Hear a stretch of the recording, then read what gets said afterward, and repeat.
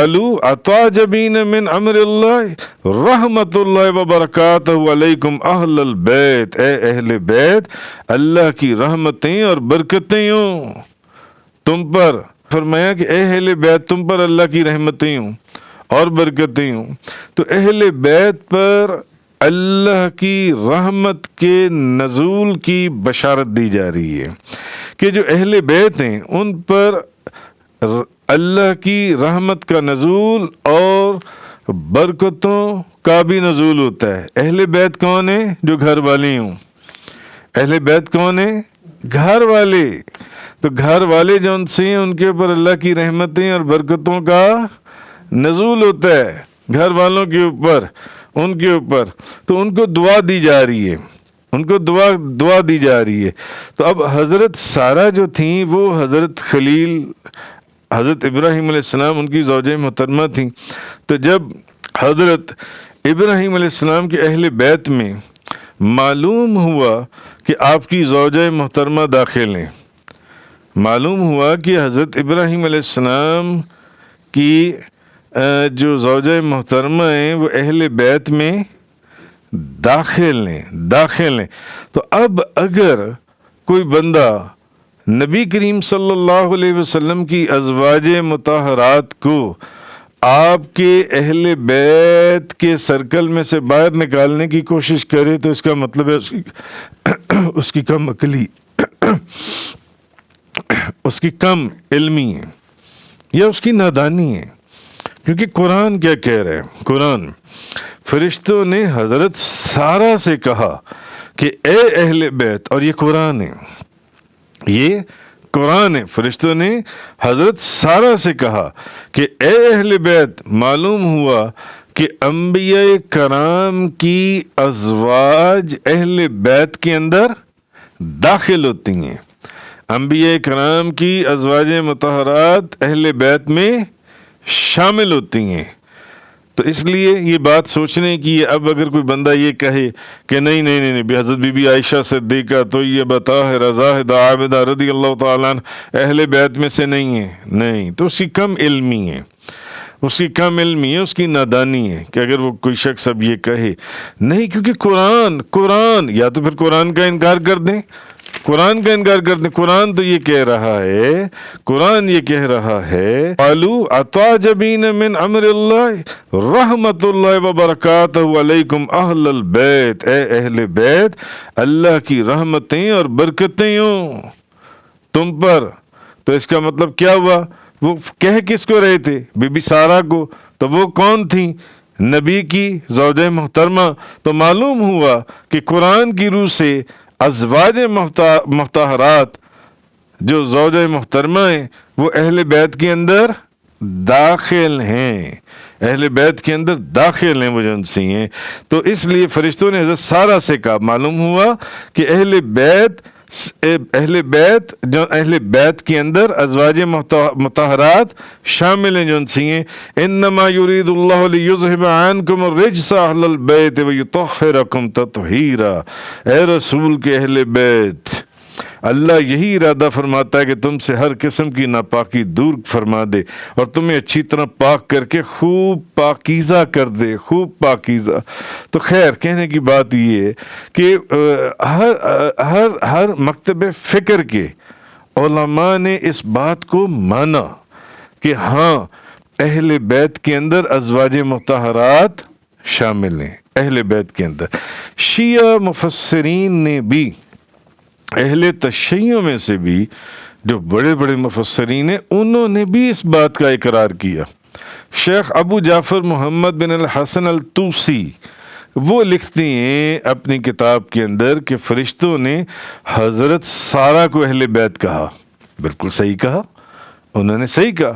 حالانکہ اب یہ اہل تشیع کے عالم دین ہیں اور ان کے مفسر قرآن ہیں، تو انہوں نے وہ کیا کہتے ہیں کہ فرشتوں نے حضرت سارہ کو اہل بیت کہا، اس سے معلوم ہوا کہ کسی شخص کی زوجہ بھی اس کے اہل بیت میں داخل ہے۔ اس کے اہل بیت میں داخل ہے۔ میں نے یہ بات پہلے کہہ دی نا کہ اس کا مطلب ہے کہ اب اگر کوئی بندہ کہتا ہے کہ ازواج مطہرات اہل بیت کے اندر نہیں ہیں تو وہ اس کی نادانی ہے یا کم علمی ہے، ورنہ تمام مکاتب فکر اس بات کو تسلیم کر رہے ہیں کہ اہل بیت کے اندر ازواج مطہرات شامل ہیں۔ اگر ازواج مطہرات اہل بیت کے اندر شامل نہ ہوتی تو قرآن جو ان سے ہے یہ آپ کی زوجہ محترمہ کو اہل بیت کر کے مخاطب نہ کرتا جو ان سے ہے۔ تو اور بعض محققین شیعہ ان کی کتاب تفسیر نمونہ کی جلد 9 صفحہ نمبر 173 کے اندر جو محققین جو اسکالرز ہیں اہل تشیعوں کے، ان کی ایک پوری جماعت نے لکھا ہے، وہ لکھتی ہیں اس کے اندر کہ بعض مفسرین نے اس آیت سے یہ استدلال کیا، یہ دلیل دی ہے کہ انسان کی بیوی بھی اس کے اہل بیت میں شامل ہے۔ اس آیت سے، یہ جو آیت میں نے آپ کے سامنے بیان کی، اس آیت سے یہ ثابت ہوتا ہے کہ انسان کی بیوی بھی اہل بیت میں شامل ہے۔ اس لیے پھر میں یہ کہوں گا کہ اب اگر کوئی شخص یہ کہے کہ ازواج مطہرات یا ام المومنین بی بی عائشہ صدیقہ تو یہ بطاہر زاہدہ عابدہ رضی اللہ تعالیٰ عنہ اہل بیت میں شامل نہیں ہے تو اس کی کم علمی ہے، اس کا مطالعہ کم ہے، یا اس کی تحقیق پوری نہیں ہے مکمل، یا اس کی نظر میں قرآن پوری طرح موجود نہیں ہے اور وہ قرآن کی تفسیر کرنے بیٹھ گیا۔